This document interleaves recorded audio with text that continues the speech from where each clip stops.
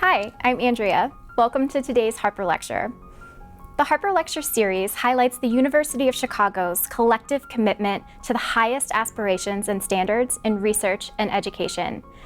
Today, you will hear from our world-class faculty and enjoy stimulating conversations on critical topics, all in the comfort of your home. We extend our appreciation in advance to our global university community for their collective efforts in supporting the mission of the university in today's deeply challenging environment. Technology has allowed us to remain connected and engaged, and tonight, you too will be part of the conversations. A couple of notes. All participants will be muted. However, we do encourage you to ask questions. We will have plenty of time for questions at the end of the presentation. If you have issues with audio, you may want to shut down your programs running in the background or dial in from your phone. Hi, I'm Colin. On behalf of everyone at the UChicago Alumni Office, we offer our deepest gratitude and appreciation for your continued support. We're proud to be part of this community as it has come together during these trying times to invest in our students, empower our faculty and scientists, and extend care and connection. And now it's my pleasure to welcome you to the 41st season of the University of Chicago's Harper Lecture Series. Thank you for being with us. Enjoy.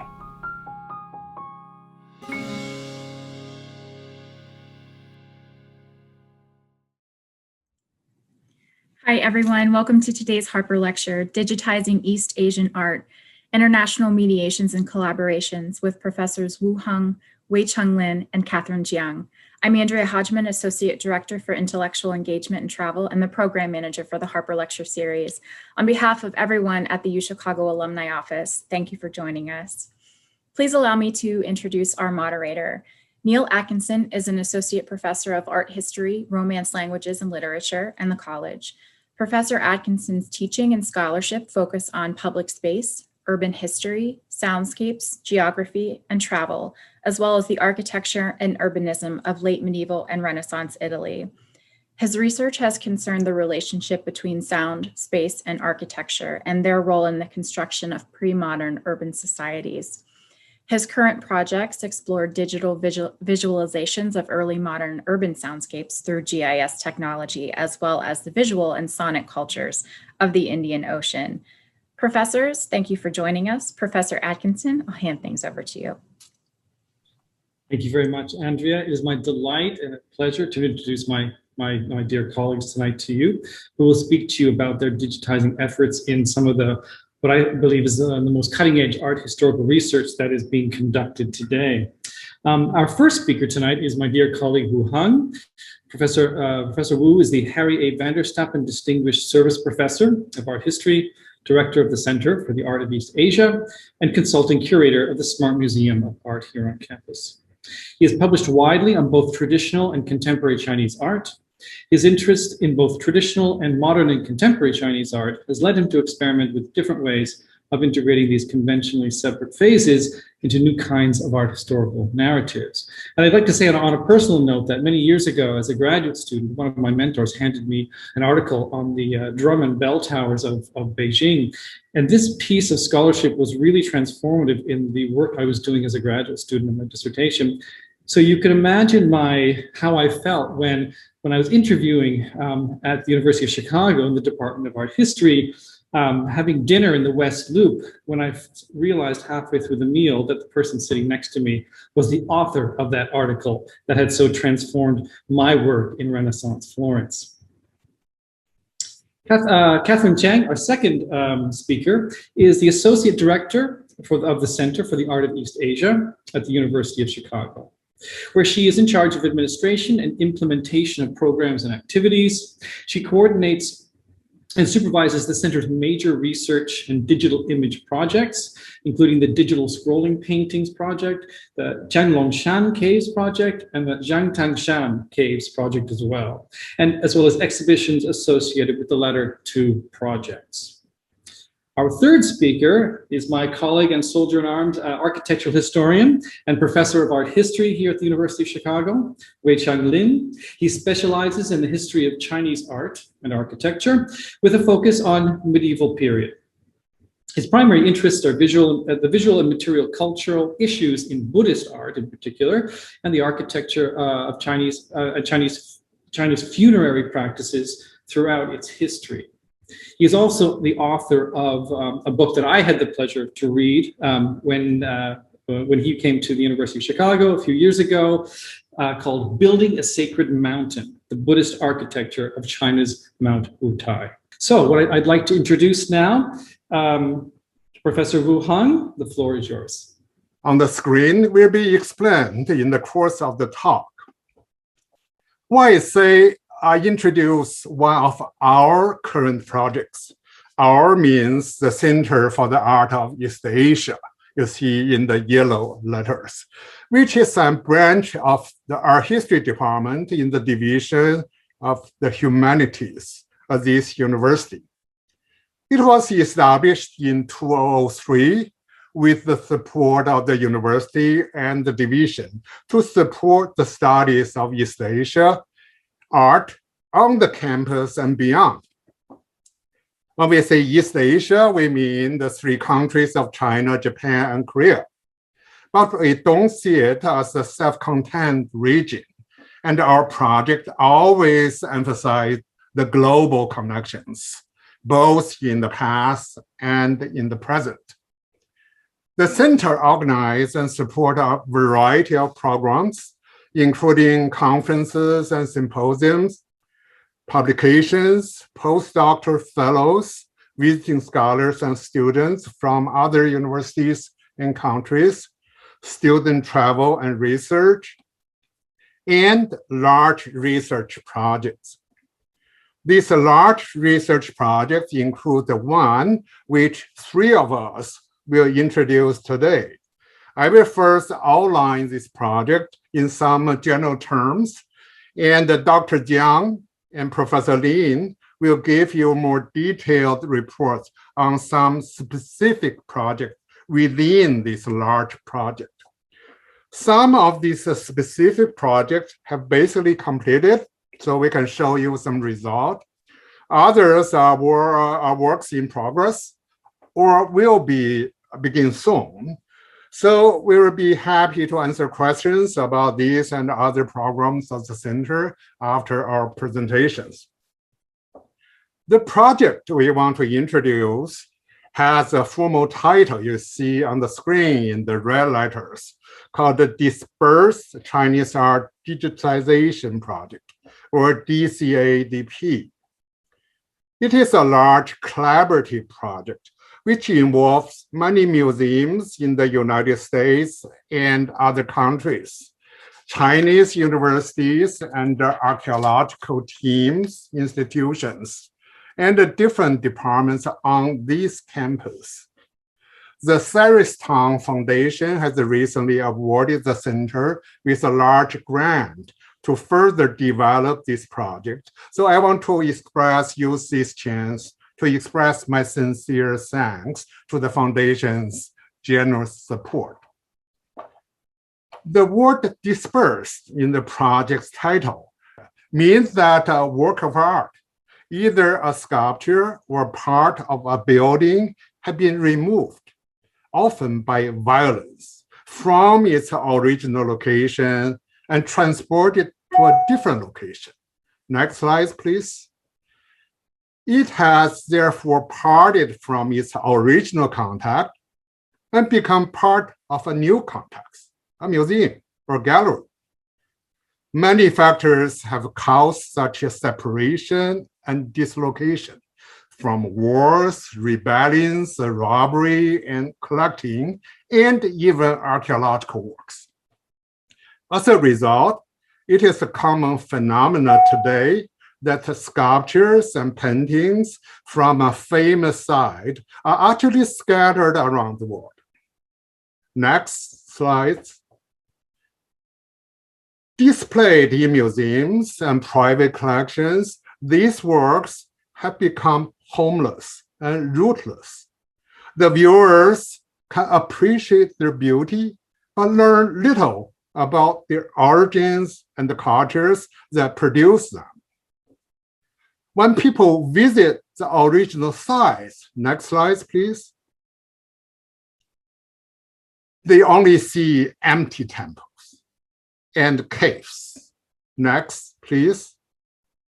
We can characterize the situation as a divorce of images from the place resulted from historical tragedies. You see here, the one is an old photo showing the original context is intact. Then you see the current site, the top. Then this sculpture is missing, whereas the sculpture is at Harvard University Museum. So it's a divorce of the image from the sites resulted from historical tragedies. The goal of our project is to virtually bring the images and place back together with the help of digital technology. Although we cannot undo history, next slide, but we can try to heal its scars. Most importantly, this is also a research and educational project. Our goal is not simply reconstruct the destroyed sites, but to learn history and train students in this process. Next slide. For example, to decide the origin of a dispersed image is a complex research project in itself. To make such a decision, we have to study these objects very closely, to conduct analysis of the work's material, art style, carving technique, and other aspects.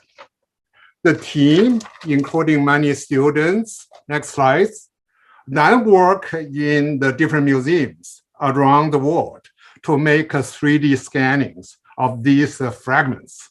Next slide.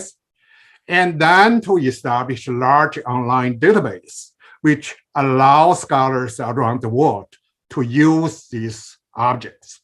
So actually, these fragments are unified by this database. They are actually scattered everywhere around the world. Next slide. At the same time, our Chinese collaborators also scan the actual cave sites. Next slide. The next step is to bring the two sets of data together to experiment with the various possibilities to reconstruct the original images and caves. That's one example. You see the Buddha head is already separated. Somehow we reunited with the cave. Next slide. In this example, is more details. These hands now belong to different museums, now reunited with the body. Next slide. Many scholars, curators, and students are invited to participate in this project. So we work together to conduct analysis and constantly teach each other. So this process also consists of multiple workshops, like we see here in University Center in Beijing. Next slide. And also produce exhibitions. Here is an exhibition in Beijing. And next slide. Also, we publish several publications.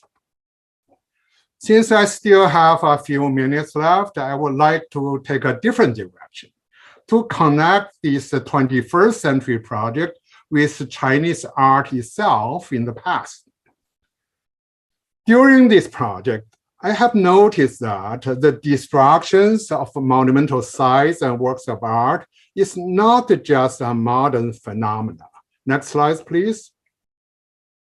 For example, we see here is one archaeological excavation that people found these broken statues from underground. So these statues were destroyed in the past due to religious persecution and other reasons. I also realized actually ancient people were already troubled by such destruction and imagined solutions, situations in which the dispersed parts of famous statue were miraculously reunited. I want to tell you one story, an old Buddhist story, and show such an ancient imagination. Next slide. This story is actually illustrated in a cave chapel at Dunhuang on the Silk Road. is a circle shows the location of this pictorial story. I gave you some detail. The story is that illustrated here. So the story relates that, next slide. In the 4th century, China was divided and the old capital in the north was invaded. Many Buddhist temples and statues in the capital were destroyed. Among these statues was a very precious one brought all the way from India. Some people reported that it disappeared in the river. Other people said that it was broken into pieces and destroyed. Next slide. Sometime later, a new regime was established in Nanjing in the South China. The circle indicates the location. The city was located on the Yangtze River and not far from the ocean. For a period, that part of China became peaceful and prosperous. Next slide. One day, a local official saw bright light coming out from a river and asked people to find out the source. And they found a golden statue in the mud. They brought the statue to a local temple. It radiated, attracted many people, but it was incomplete and didn't have the halo behind the head and the base under its feet. It's just a figure. Next slide. A year later, a fisherman saw a bright object floating on the ocean. He went in his small boat, you can see over there, a small boat, to investigate and discovered a bronze lotus vase. Next slide. Another year later, some people in the coastal city in the south saw bright light coming out from the deep sea. The local magistrate sent a team to find out the source of the light, and they saw a large halo in the bottom of the ocean. Next slide. When the base and halo were brought to the temple, they fit the statue perfectly, and statue returned its former glory. Okay, that's the story. Next slide, please. I think that you can see some interesting parallels between this ancient story and our project. Both deal with the destruction of artworks and offer solutions.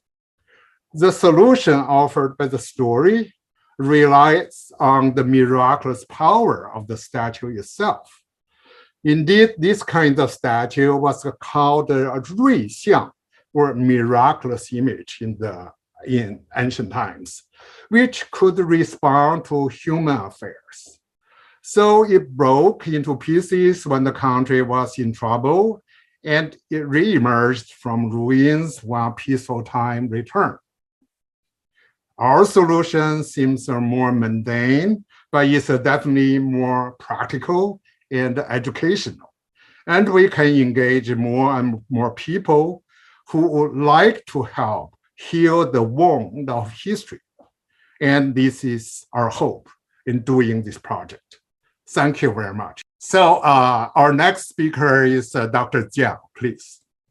Well, I'm grateful to organizers for inviting me to participate in this event. And also I thank Neil for his generous introduction. Neil is our department chair. I don't think Andrea mentioned that. Professor Wu's talk has touched on many of our center's aims and objectives. And he's also shown images of some of these past projects that we have carried out. Under his leadership, we have been engaging in various projects, compiling digital data beginning 2 decades ago. Digital approaches to humanities research are now being widely adopted, so it is with some pride that we can say that our center has been a leader in the use of digital technologies for art historical research, website development, and exhibition.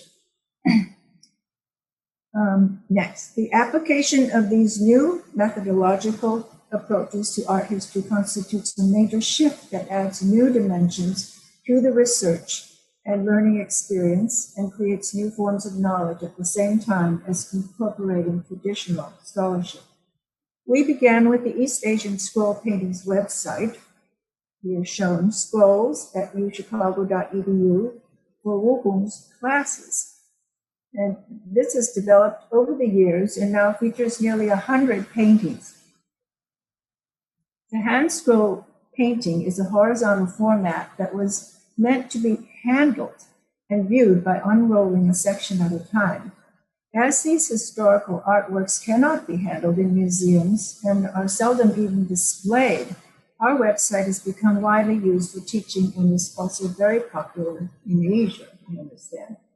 The special software designed by Charles Crable, our former tech specialist, enables the website user to view any section of the scroll, to auto-scroll, and to zoom in and out, even to the tiny details like brush strokes and even the weave of the silk. It allows us to create and view annotations and also to compare two paintings one above the other. This and our other websites are all accessible to the public. Our other project websites show works of art and cultural sites that can no longer be seen as they once existed.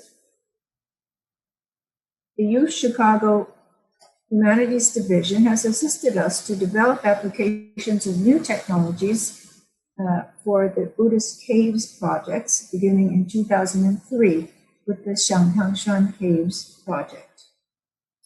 This focused on researching and reporting the sculptures taken from a group of 6th century Buddhist cave shrines in northern China and was an extension of the research for my PhD dissertation. The project resulted in a website, xts.uchicago.edu, and an exhibition that was shown at 5 museums around the country from 2010 to 2013. Co-organized with the Smart Museum and the Smithsonian Institution, it included digital installations as well as actual sculptures, and it prominently featured a virtual cave created by digital artist Jason Salavan, who teaches in the visual arts department at the university.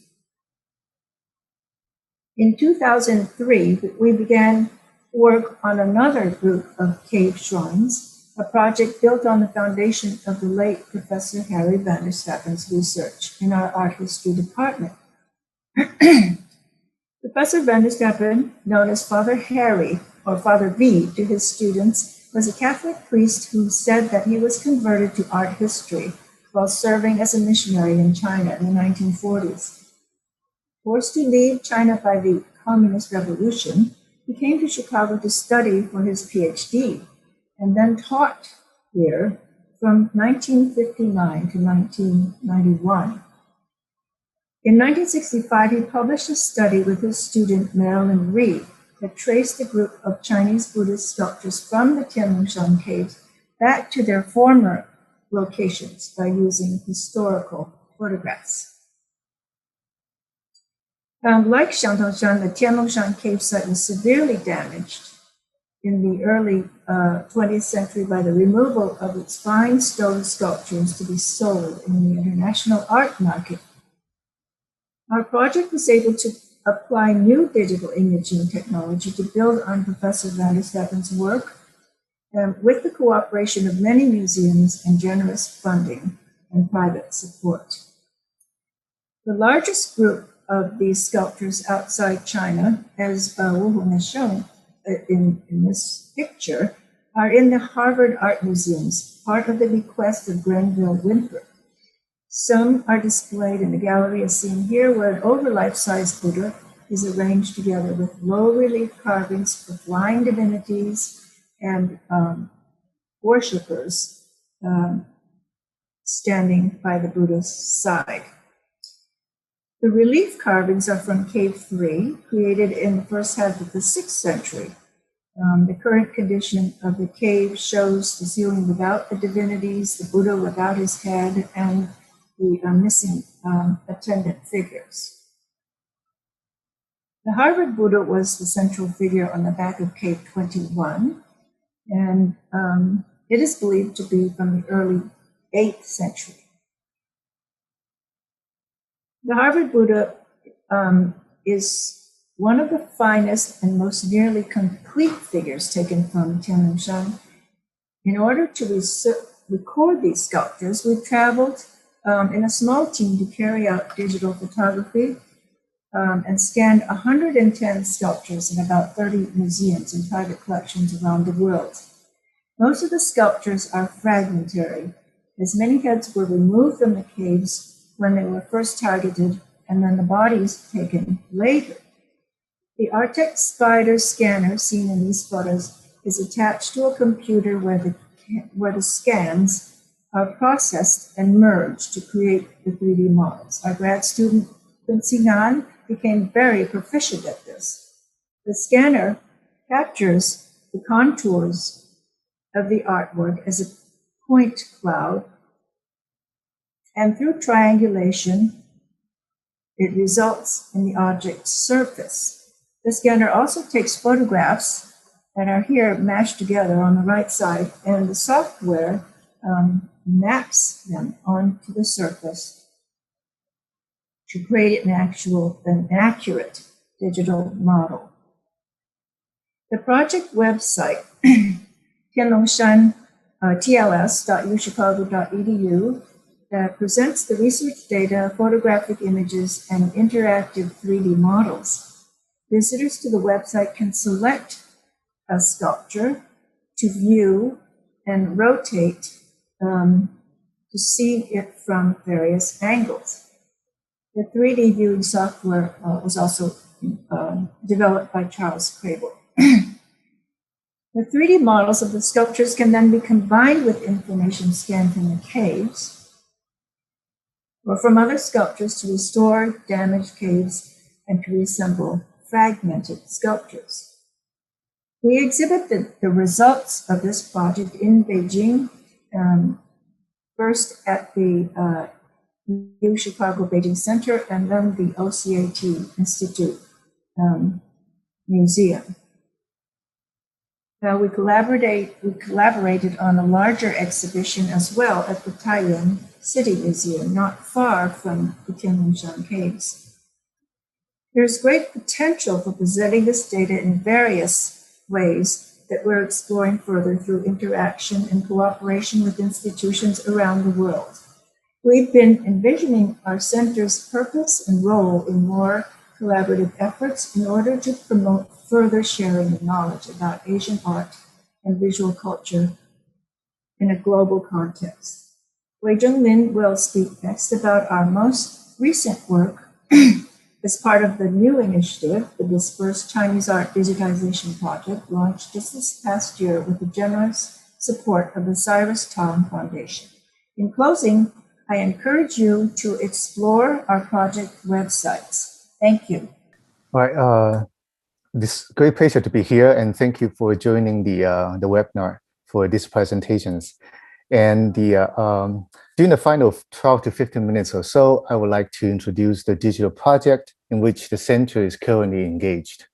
In building upon Professor Wu's overview of the center's digital projects and Dr. Jiang's review of past initiatives, and for my session, I would like to turn to our most recent and future projects. Next slides. As noted earlier, generously sponsored by the Cyrus Tong Foundation, the center launched the Dispersed Chinese Art Digitalization Project, or DCAP, in 2019. The main goal of DCAP is to build a central digital database of Chinese art dispersed outside China to be used for research and pedagogical purposes. Through the project, another goal is to reconstitute the dispersed artifacts digitally, size of the origin, if still possible, such that scholars and students alike will be able to study and appreciate the artifacts in context, rather than in a museum where the artifacts are currently displayed but also displaced. Next. So because the time, the constraint, I won't only be able to focus on one project. And then I think this is actually quite representative of what we are doing right now. So the project of the focus of my discussion today is called the Zhihua Temple project. So like the cave projects that Dr. Tsiang introduced, the Zhihua project also starts with displaced Chinese artifacts in a museum collection. And the goal is also to create a digital reconstruction of the dispersed artworks with their sites of origin. But as I would like to demonstrate in this brief talk, this process of reconstruction or reconstitution is more than a simple copy and paste or Photoshop manipulation, but involves some specific research and thinking that might not be required in a more conventional art historical research. Next. So for this project, in addition to University of Chicago, the Center for Art of East Asia, our partners in China, including the Xi'an Jiaotong University, which has a scanning team, and also the architecture program at the Tsinghua University, one of the top architecture program in China, who assists us in this particular program. And then the two artifacts under discussion are being shown right here in the slides. There are two recessed cover seating from the Zhihua Temple. They were brought to the United States during the late 1920s and early 1930s. And right now, one is installed in the Philadelphia Museum of Art, and the other one at the Nelson Atkins Museum of Art in Kansas City, Missouri, the one on the right. And I'm going to focus on the one in Kansas City since this is the project that is further along in our digitalization. Next. So the gallery, the image showing right here was opened in 1933. So the recessed sitting piece has been there since then. And then as you can see in the photo to your left, it has become kind of the landmark of the Chinese collection in this very well-known museum in the United States. But for this project, the piece right now is in the United States, and then oftentimes, like Professor has introduced, we oftentimes start with the museum collections, and they want to trace it back to its site of origin. Next, and fortunately, the site of origin, which is the Zhihua Temple, is still standing in Beijing right now, built in 1444. It kind of went through a rundown period in the late 19th century and early 20th century. And it was not until the 1980s was it restored to its previous glories. And you can see right here a troupe of Buddhist musicians. They played the Buddhist music over in the temple, for which the temple has been famous for. Next. So, and then the building of my discussion today is a two-story building that you can see on the map. It's in the rear part of the temple, and then the current image of the two-story building is in the image to your left. Next. So the building itself is called the Hall of Shakyamuni. And then with the second floor, it's called the Pavilion of the Thousand Buddha. Next. So once you enter this building, you will see the central icon as a Shakyamuni Buddha surrounded by or flanked by two the heavenly deities. And then the entire space is surrounded by the thousand Buddhas represented in the small dots. You can really see details right here, but each the golden dot is a niche inside which has a real the Buddha image. Next, and once we ascend ourselves to the second floor, and we will see a set of three Buddhas, representing the three different manifestations of the Shakyamuni Buddha, again surrounded by the thousand Buddhas. And then the entire iconographical program converges at the seating, which is missing right now. And then that marks the central Shakyamuni, the central Buddha's prestigious status and position in the entire program. So as you can see, the central piece, the seating piece right now, the recessed seating right now has been removed. But next, from a historical photo, we know that the Buddha space is actually being crowned by the recessed seating.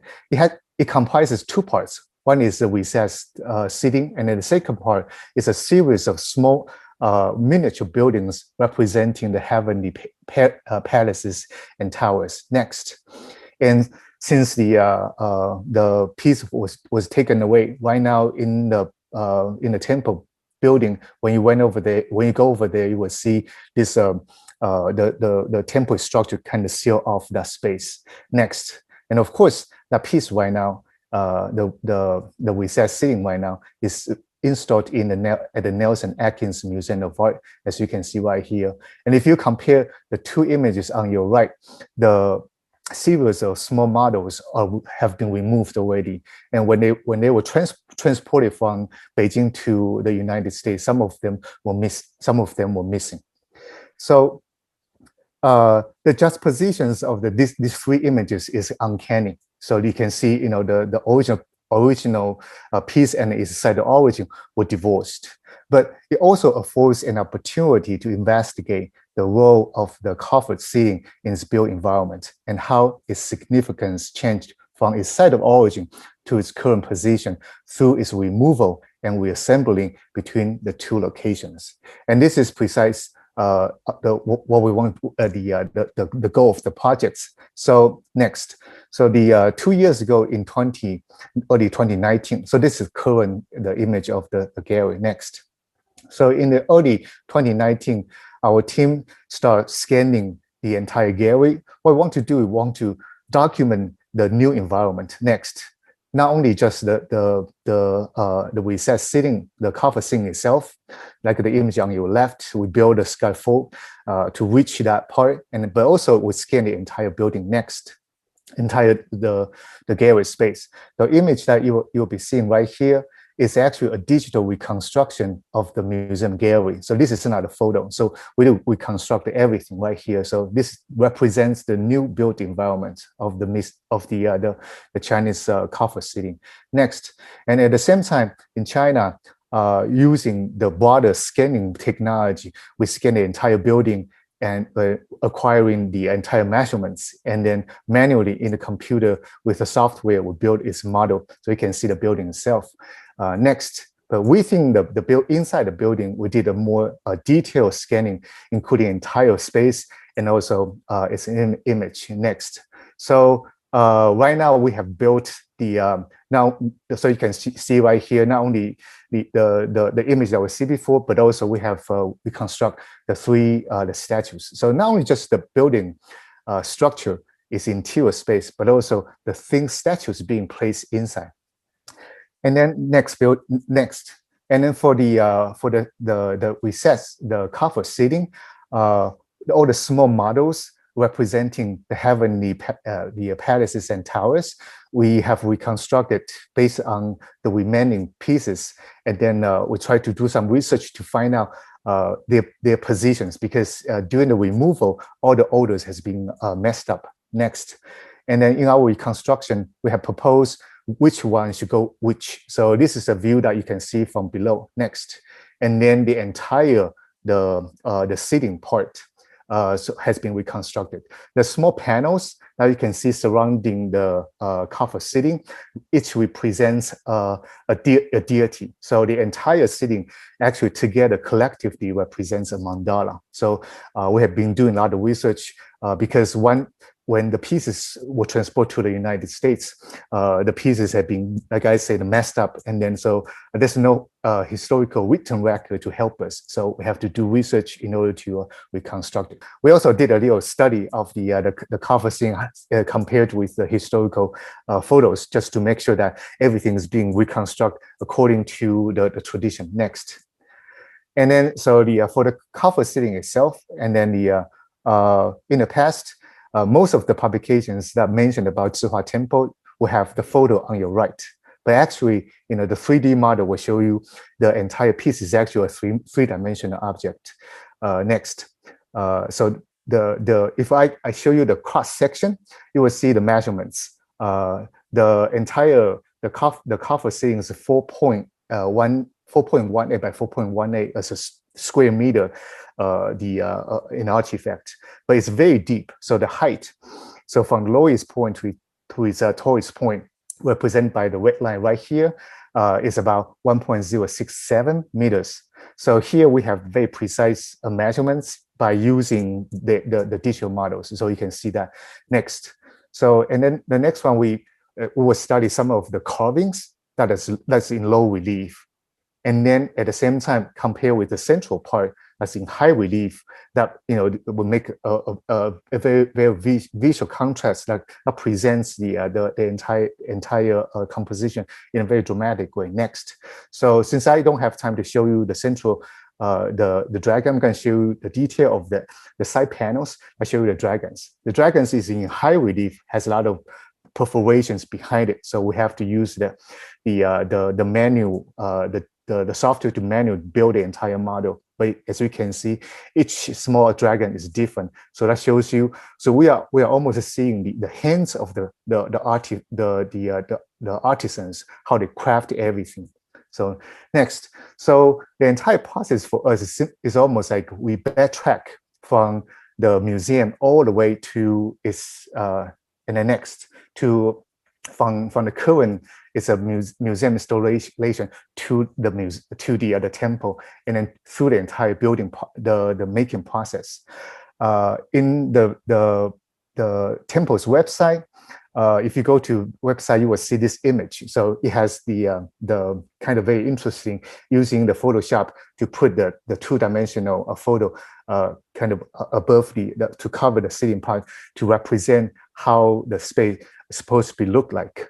But of course, next, hopefully, we are hoping that soon we will be able to provide a complete digital reconstruction of the entire Buddha Hall to replace the Photoshop image, as you can see right here. So this space is actually not existing anywhere in the real world, but this digitally reconstructed virtual reality nonetheless provides modern visitors to the temple with a spatial experience of the Buddha Hall that could otherwise only be imagined in the past. So meanwhile, since the space you are seeing right here exists only in the virtual world, so we now turn the unmovable temple structure movable virtually. So we can literally transport the temple structure to North America for visitors to understand the cover seating in its original context. Next. So the artifact itself can only be in one place at a time, either in a museum or in the temple's Buddha Hall, not both. And neither can the journey of the cover seating be reversed. Next. So it is precise for this reason that DCADP project is important. Next, by documenting and recreating both sites digitally.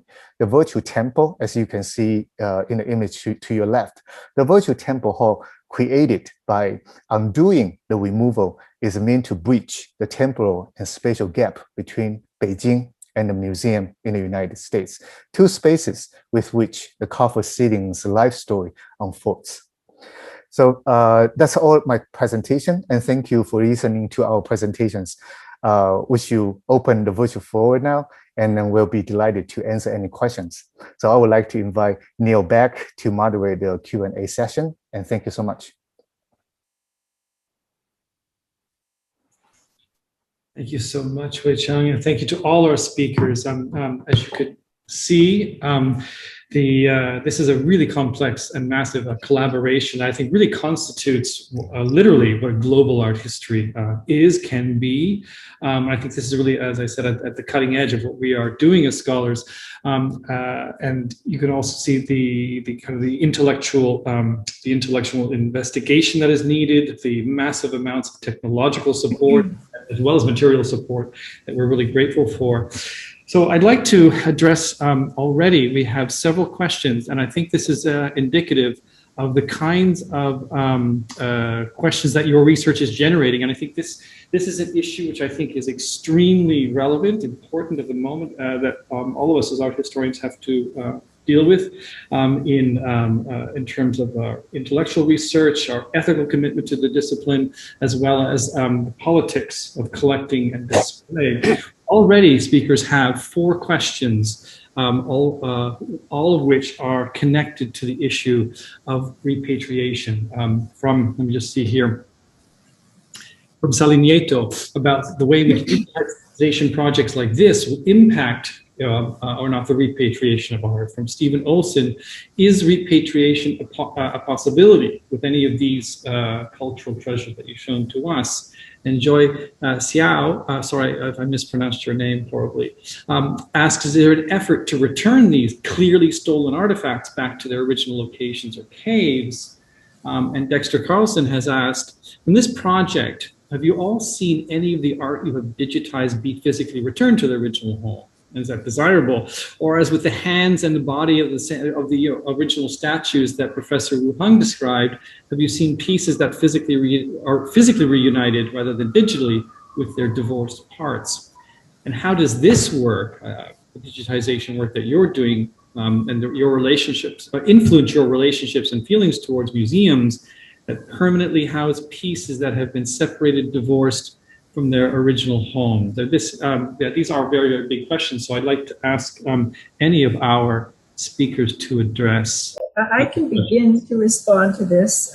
We have had many questions about this, both here in this country and in China. And what these projects are doing is to bring all of this material back together, to reunite them digitally, and to provide an alternative to returning the objects to the sites. We have been working with the cave site administration offices, and we have given them the digital information, and they have created exhibitions from that. And they also are going to be setting up museums at the cave sites in which they can exhibit this material. Now, legally, it would be very difficult to make arguments for the museums returning these objects because they've been out of China for a century, or almost, or more, some of them. So, what we think of as returning is the information. If the actual objects were actually taken back to China, you cannot glue them back onto the walls of the caves, and so it would seem to be a better alternative to give them the digital information, and they can recreate the caves virtually. I can maybe follow up. I think these are wonderful questions, and actually these are questions will naturally occur to anybody, I feel. So we face, but it's not a very simple question. Also, they don't have a simple answers because the history itself is very complex. Actually, our research projects also deal with the history about the removal, because in each case, it was different. And some case, there were involved the looting, but other case was a commercial transaction, including like the ceilings we saw from Professor Lin's presentation. Actually, the temple sold those ceilings, and to save the temple itself, because the temple was very poor, the abbots there really tried to raise money, so they made a sacrifice at that point. So I feel each place, each cave, each temple had a different situation. So we cannot immediately generalize. So we need to study history. Also, I feel, I said in my talk, we cannot undo history. We can find solutions. But the solution, I believe, in today's world had to be collaborative. Like what we're doing, really try to bring people together from different places, like from museum sides, and from the collector sides, and from the culture house inside doing the preservation and scholars together. I feel together we can find a solution for the future. I don't want to personally just offer one single solution for a very complex case. People should talk to each other and voice their concerns, just like through this panel, we are all begin to think about this situation. Because the world history was very complex from medieval, even I said like there were religious persecution, also destroyed many things. There were colonial period imperialism, of course also globalization, all contribute this kind of separation. That's sort of my answer. So I think it's almost like inevitable. When this kind of projects, which has a goal to reconstitute, the parts and its original sites, seems like we will make that leap, from whatever we are doing, which is actually a digital reconstruction, to the physical repatriation. I'm not saying that we can't really discuss that. I think we should be open to that discussion. But at the same time, I think the goal of our project is very clear. And then also, I think also it's a time for academia, especially for the field of art history, to explore the possibility of virtual reality. And I still want to emphasize that virtual reality is not reality, but it's a tool, it's a very useful tool for art historical research. Like in my project, the more I was looking at the models that we created, the more I feel like, that's not a real thing. So once they are divorced, and then like Professor Wu say, we try to heal it, but we're not going to undo the history. We're not going to undo the travel of the artifacts, but we'll be able to bring that kind of utopic kind of ideal, and then also that conception to our studies, and then with which we'll be able to do a lot of research that in the physical world is not possible. Thank you. These questions are coming in fast and furious now, so I just want to be mindful of our time. We have about 6 minutes left of scheduled time. If the speakers are willing, we can also continue to answer questions a few minutes over time, if that's okay, because we have quite a few now. I just wanted to note that Edward also was asking about the reuniting of dispersed artworks. And Cecilia Lowe has a different question and asks if you have considered whether it would be possible to put 3D models into a virtual reality environment so that people can experience the artwork in a fully immersive situation. I can help. Professor. Wait, you'll say. Okay, yeah, I think the kind of the ultimate goal is to build that. But I think it's also a matter of the kind of a strategy of visual presentation. For example, the 3D, the kind of virtual reality presentation at the temple, and then the 3D, the virtual reality presentation and the museum will create different kind of understanding, right? So I think eventually we want to do that, but it's really kind of how we will be able to strategize the presentation.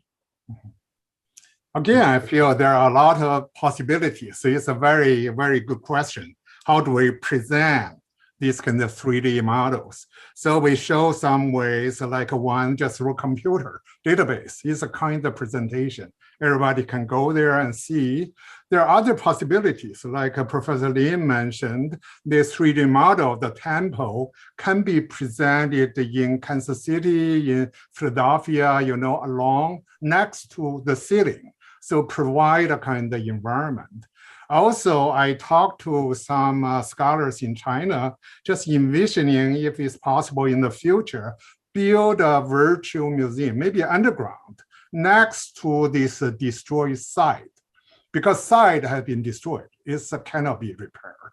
But then if we have a virtual, like a virtual, maybe in some hidden, but you can immerse, like immersive kind of experience. Just you have two kinds of visual experience, but in the same location. I feel that's a very fertile ground to imagine possibilities, because right now we have this digital kind of technology. Yeah. But as art historians, we always study real objects. We cannot just say, okay, we abandon real object to only study virtual. That's not, at least for me, is not really art history yet. Maybe in the future. Yeah, just one side note. I think looking into the future, the digital installation will be one of the things that people will encounter more and more in the 21st century East Asian exhibition. We believe so. I think we are hoping that we are doing something ahead of everyone else, and then we'll bring this new ways of understanding to different audiences. Great. Okay, so we have a question from Chun Chong Josh Yu, who's asking, in light of this fact of this dispersal of these works of art, is there a way for this is a question for Dr. Tsiang. Is there a way for researchers to access a database of missing sculptures classified by type, approximate dimensions, for example, in these temples, so that we can look for them in other museums, private collections, or even on the market? Yes, this is one of the major aspects of our digitization project, is to create a database. We have been accumulating all of this data, but we have not archived it. And we're putting it into a large database so that it can be accessed at different levels by different groups of people, or used for creating websites and exhibitions that can make it more accessible. Great. Thank you. And from Catherine Roche, I love this question. She first says that these are amazing projects, and thank you, and I would second that. And the question is, how do these digitization projects influence the way Chinese art history is taught at the University of Chicago? Our new art historical methodology is now required. I may just a very short answer. One, there are different ways. One way, Dr. Tsiang just showed this moving scroll project. Actually, these moving scrolls, like a hand scroll, and can be used in any class, from college level to graduate students. And students actually help to create this kind of moving scroll.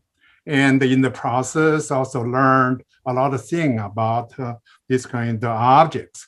Also, because the center is doing this about the cave, about many things, many students got involved in different stages, like scanning, like in the conference, like a publication. So to my knowledge, we don't have a particular course teaching this. Maybe in the future we should. But right now, basically through actual working, and they learned about this kind of technology and as a participator. Yeah. Great. Thank you. Yeah, very quick. I think, as our historian, I think most people agree that, when photo archives became available, it really kind of led to a revolutionary kind of a change for our field. So we are seeing the 3D models. If we can build a database, that will probably will lead to another kind of revolutionary kind of thinking about our history. So think about, now we have all the sites or all the artifacts at our fingertip, not just in image, but as a 3D model. It's not you walk around, but you can kind of manipulate. They will turn around in front of you. You can compare the heads of the different Buddhas from different caves, different sites. So I think it's going to help us to really think in kind of parallel different ways a lot more. I think we are still waiting to see how this new technology going to impact our field in the next few years. Great. Okay, so this question adds a different inflection to our discussion. So this is from Robert Tang, and he asks, is there an aspect of the project that includes 3D printing of the artifacts in order to install a kind of facsimile to the original site? We have done 3D printing for our exhibition of the Changtangshan caves. And there has been some 3D printing of the Tianlongshan sculptures as well. So this is definitely a possibility. Yeah, there's a possibility, but there's a legal issue about reproduction. Just we feel our center's position is that this kind of issue need to be discussed between the museum side and the party who want to create this kind of 3D for particular purposes. We basically our position as a university center, we do a lot of connecting or something, but we do not produce a 3D model and supply this. We try to establish bridges. Mm-hmm. Yeah, and then also, with the example of Zhihua Temple, I've talked to the director of the temple right now, and then they really they were thinking about the possibility of 3D print recessed ceiling so they can put it up there. But I've told them that that's their decision. But if we can leave it open that way, we are showing the historical fact. Whereas if you do something like a 3D printing, which is not real, and put it up there visually, it becomes a hall. But at the same time, it's kind of a real kind of modern intervention to our understanding of the structure itself. So I think this is a very touchy issue. And then I'm not sure one way or the other which way is better, for a cultural relic site, for example. But I think as a scholar, I still want to respect, how the structure has transformed over time, rather than putting something that's not authentic.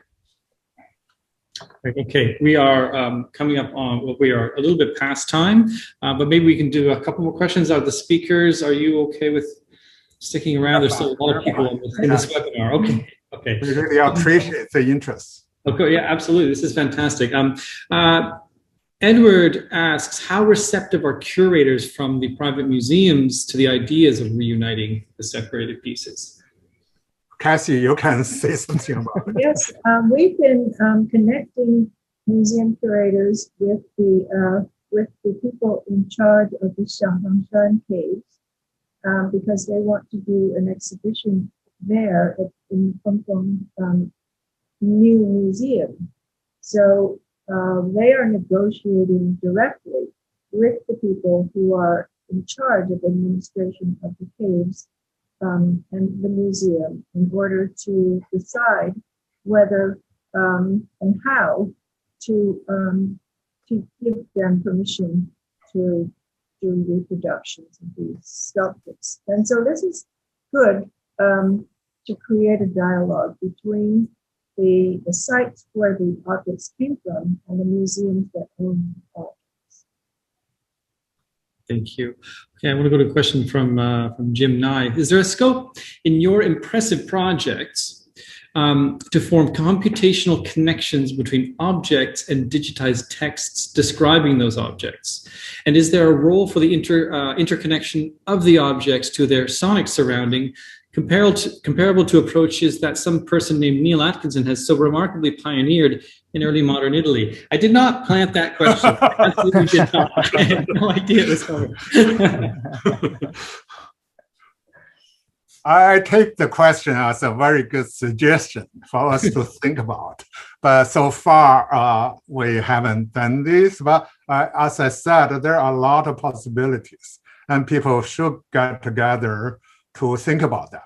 Actually, the center, we are organizing a quite large symposium or conference this June to really talk about exhibition and also about this kind of new technology. How do we use them? How this kind of technology can change our current way of exhibiting ancient art. Yeah. So if you are interested, please, you can. Great. I think this is a really, really great question. I'm sorry, there are so many more, and and I'd love to get to them all. But here's a really interesting question. Walter Benjamin, in the work of art in the age of mechanical reproduction, talks a lot about aura and whether aura is being lost in the reproduction of a work of art. How do you feel about the aura of a work of art losing its religious function and rather serving as an object of beauty in a new and foreign space? Yeah, I can try this. I think, for sure, so for example, the Buddhist statues or the temple structure, they were not considered as, artwork per se in pre-modern China, but because of the relocation, displacement of those pieces, so the discourse of art actually, came about. So by losing its religious aura, actually they regain that, or they kind of acquired a new kind of art historical or artistic kind of aura. So So I think that's kind of the, if you want to talk about how a lot of Chinese Buddhist statues became our work. I think we oftentimes we'll go into that trend, kind of relocation and transformation. But I think what we are doing, the project what we are doing right now is try to think about, the not only just kind of bring the pieces back to its original site, but really think about that issue for aura itself, right? So how aura is going to help us, but this aura is being recreated artificially. It's not really bringing the things back to its original kind of a status of being. So I think, to some extent, I think what we are trying to do is to deal with that, to undo that dislocation or displacement, and then put it back. So hopefully we'll be able to generate that original aura. But at the same time, we want to have that in comparison of its new aura in the museum. So I think, only we see the two sides, we begin to see the entire lifespan of the artifacts rather than just one end or the other. Great. Okay, so we'll go for a few more minutes now then, and we'll go to, is it Menga Gao? Have you considered collaborating with Google Arts and Culture, which also has been digitizing cultural heritage sites? Will your data be integrated with the larger ecosystem of this digital world? I see. Do you know?